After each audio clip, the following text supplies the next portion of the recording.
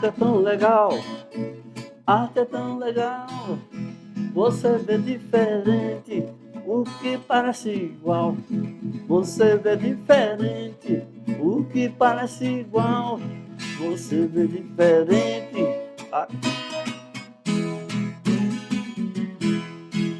Arte é tão legal. Né, gente? Vamos aí na animação, não vamos desanimar não, que nós vamos agora para a nossa revisão de conteúdos, tá? Rapidinho aí, eu vou colocar minha viola aqui na estante dela, tá? E aí, com isso aí, a gente vai começar a revisar para a gente poder fazer umas atividades ali bem show de bolas, ok? Então, vamos lá. Vamos relembrar aqui o que eu falei bastante, foi muito, né? Sobre a arte rupestre já na nossa aula.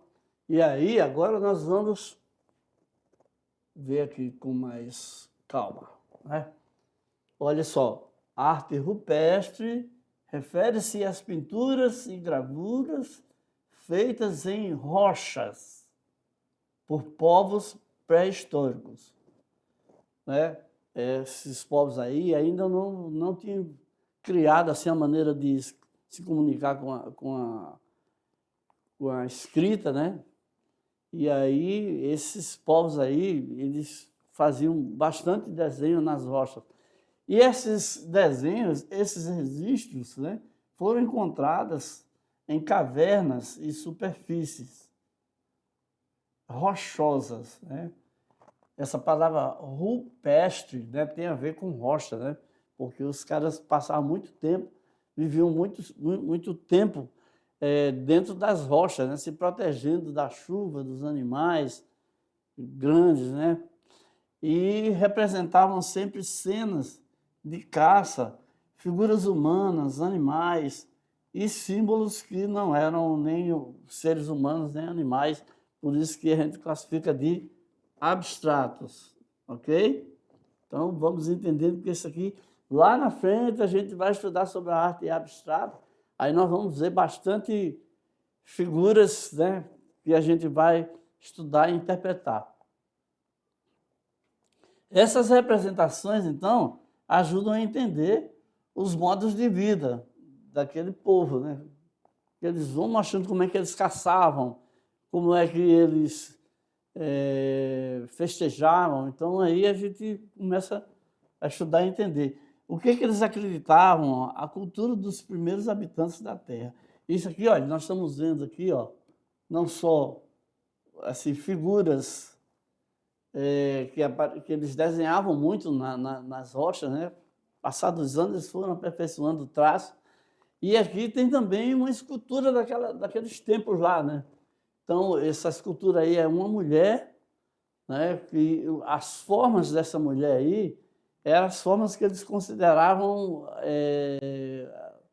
o ideal da mulher. A mulher bonita era uma mulher que fosse mais ou menos parecida com essa aqui, tá?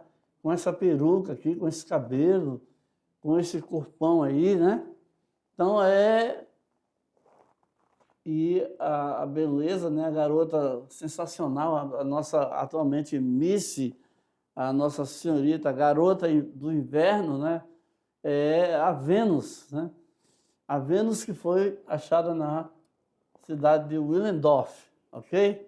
Então, a gata, e ficava todo mundo doido quando via essa imagem aí, era a Vênus, que essa estátua aí tem 11 centímetros, mais ou menos, tá?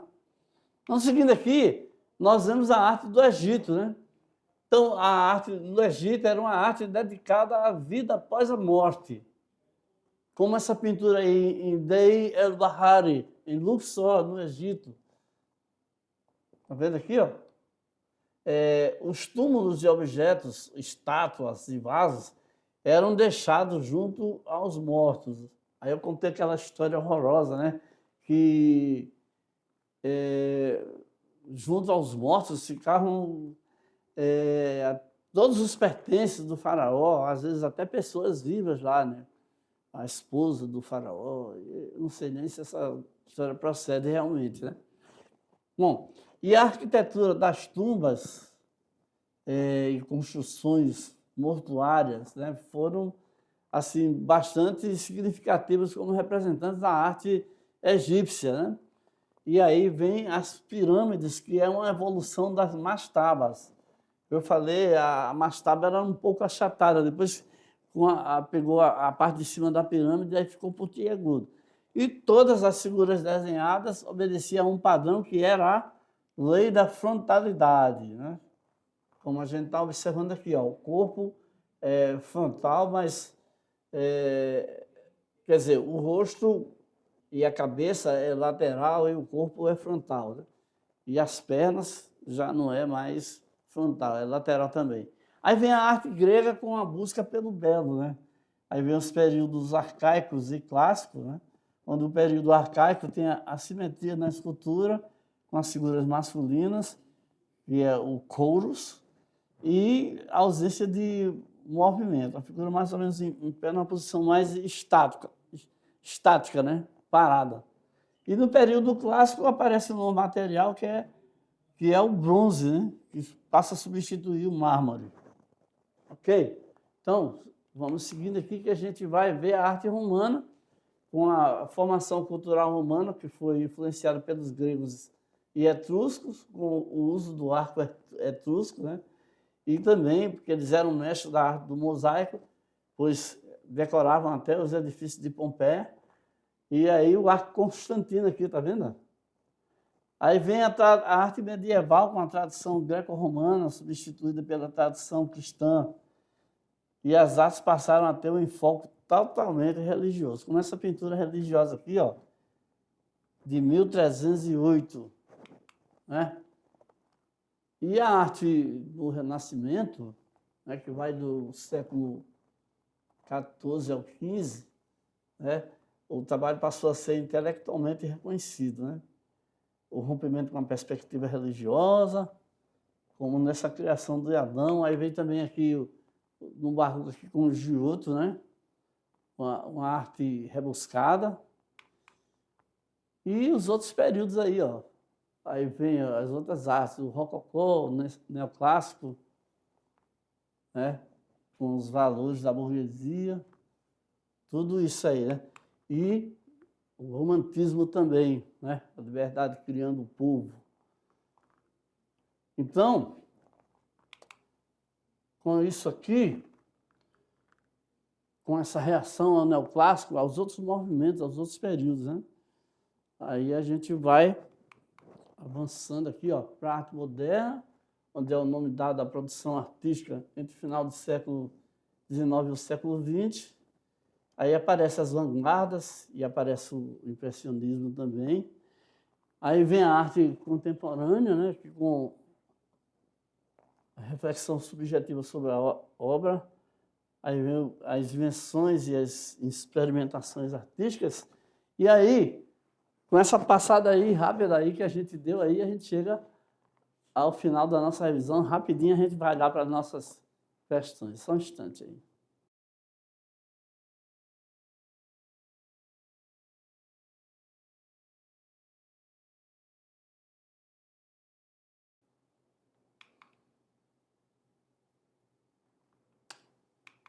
Bom, gente, então agora nós vamos para a nossa tirada de dúvidas.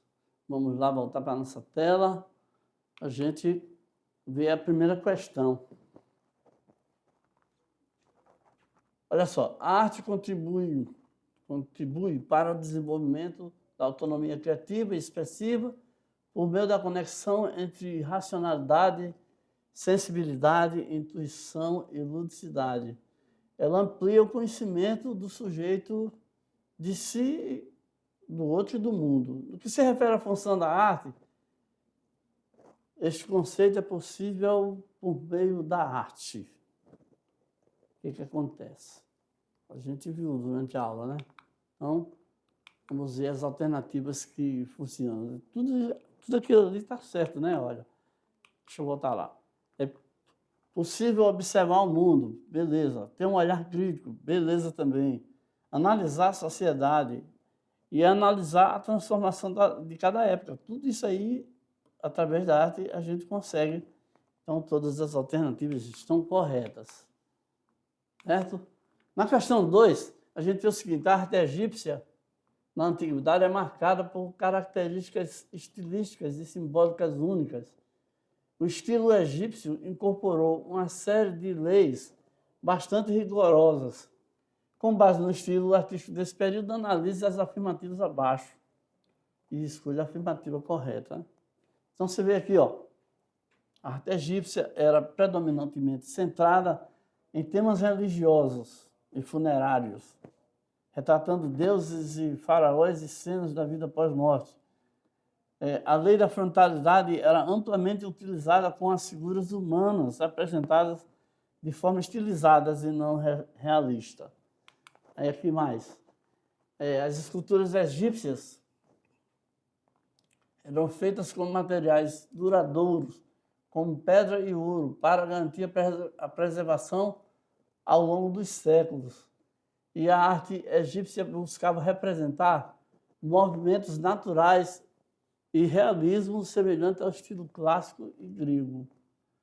As pinturas e esculturas tinham também função estética sem conexão direta com as crenças espirituais ou políticas. Então, nós, analisando aí, enquanto a gente está lendo, né, a gente vai chegar à conclusão que o seguinte, ó, você tem que o 4 e o 5, né, estão fora, né?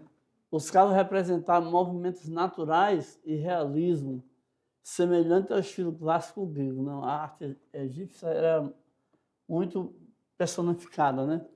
E as pinturas tinham função estética sem conexão direta com as crenças espirituais. Também totalmente errado isso aqui.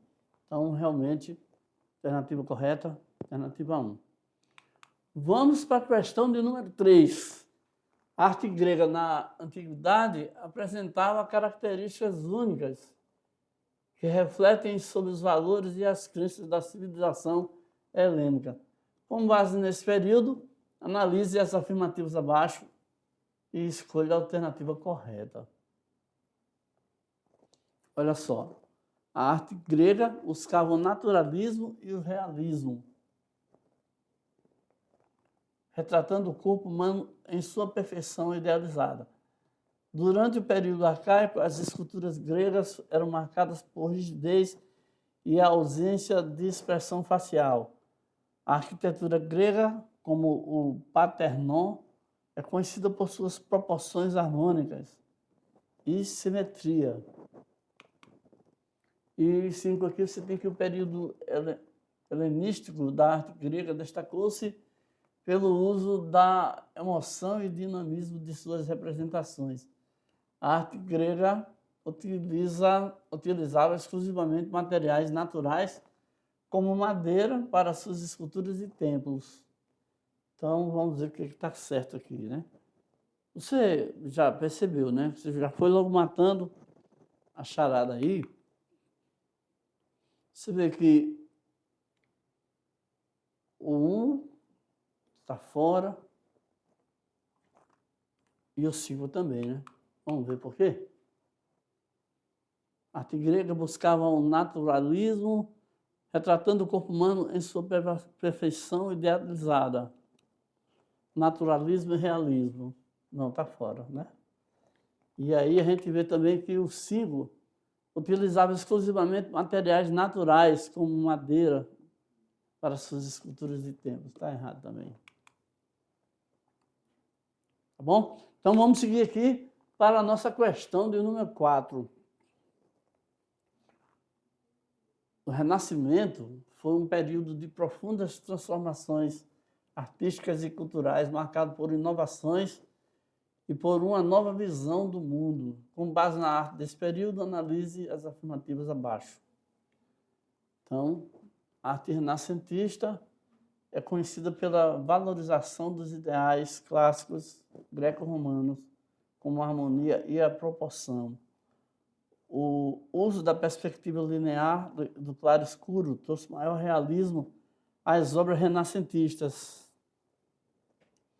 Artistas como Michelangelo e Leonardo da Vinci rejeitaram temas religiosos em suas criações, focando apenas na ciência e na filosofia. E aqui a cidade de Florença foi um dos principais centros do Renascimento, abrigando grandes mestres e mecenas. A arte do Renascimento se caracterizou pela rejeição completa das técnicas medievais, criando estilos novos, né? Então, o que você tem aí? Está correto o 1, 2 e o 4. Vamos ver porque o 3 não deu certo, nem o 5. Artistas como Michelangelo e Leonardo da Vinci rejeitaram temas religiosos, não é verdade. Todos os dois pintaram, né, a criação de Adão, o Michelangelo, né, a Santa Sé com o Leonardo da Vinci. Então, e aqui a arte no Renascimento se caracterizou pela rejeição completa das técnicas medievais. Também não é inteiramente verdade, porque muitas coisas foram reaproveitadas. Então, seguindo aqui, nós temos uma questão do Enem, certo? Decolando aqui para o futuro. Ao se apossar do novo território, os europeus ignoraram o universo da antiga sabedoria, povoado por homens e bens unidos por um sistema integrado. A recusa em se inteirar dos valores culturais dos primeiros habitantes levou-os a uma descrição simplista desses grupos e a sua sucessiva destruição. Vamos lá. Na verdade, não existe uma distinção entre a nossa arte e aquela produzida pelos povos tecnicamente menos desenvolvidos. As duas manifestações devem ser encaradas como expressões diferentes dos modos de sentir e pensar das várias sociedades, mas também como equivalentes por resultarem de impulsos humanos comuns. Então, vamos ver aí o que vai pedir de acordo com esse texto. De acordo com o texto, e não existe distinção entre arte produzida pelos colonizadores e pelos colonizados, pois ambos compartilham de que, quando a gente lê, tem que ler com muito cuidado, né? Porque é daí que a gente vai achar a resposta, né? Pois ambos compartilham de uma concepção estética, quer dizer, eles têm uma forma, cada um tem uma forma de ver, e essa forma aí é que vai ser mais bela ou menos bela, aí vai depender de quem vê, tá? Então, chegamos à questão de número 6, a questão discursiva, onde pergunta aqui, para você, qual a importância da arte na sua formação cultural? Então, deixa eu comentar aqui com vocês brevemente. E é o seguinte, olha só, é uma resposta pessoal. Você vai ter que elaborar a sua argumentação para você nos convencer, né, da sua ideia, tá? Então, você vai, diante de tudo que a gente falou durante a aula, durante a revisão, você vai aí com as suas próprias ideias formadas, porque você também, antes disso, já tinha alguma ideia sobre a arte, aí você vai ver, você vai colocar aí da sua maneira, tá? A sua resposta será bem aceita, mas eu tenho aqui uma sugestão de resposta, que eu espero que você se aproxime bastante dessa resposta, para que a gente chegue assim, numa espécie de consenso. Vamos lá para a nossa tela para a gente ver a sugestão de resposta. É o seguinte, ó. Esperamos que os alunos sejam capazes de perceber que a arte contribui para o desenvolvimento da sua autonomia criativa e expressiva, por meio da conexão entre racionalidade, sensibilidade, intuição e lucidez. Ela amplia o conhecimento cultural de si, ao outro e ao mundo, tá? Então, uma resposta aí que você pode não fazer igual, tá bom? Então, chegamos aqui ao nosso material complementar, ó.